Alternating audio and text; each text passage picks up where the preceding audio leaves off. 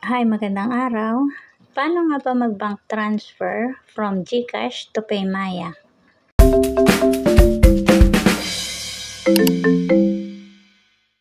I-open natin ang GCash.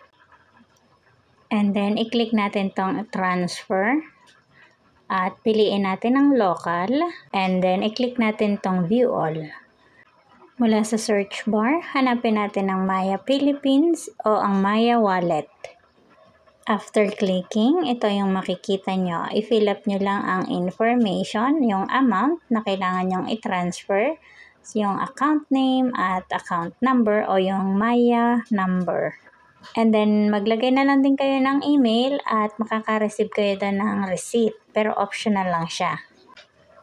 After nyong ma-fill upan, i-click mo lang yung send money. And then, makikita nyo na mag-a-add ng 15 pesos para sa transfer fee. Check nyo lang yung lahat ng information, especially yung Maya number. And then, kapag okay na, i-click mo yung maliit na box as confirmation and then click pay. After that, makaka-receive ka naman ng 6-digit authentication mula kay GCash at kailangan mo lang siyang i-enter dito. At once ma-enter mo na siya, i-click submit.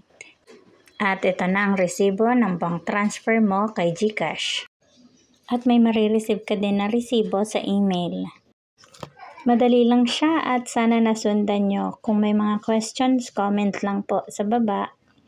Yan lang, maraming salamat. At kung nagustuhan nyo, please subscribe. Thank you.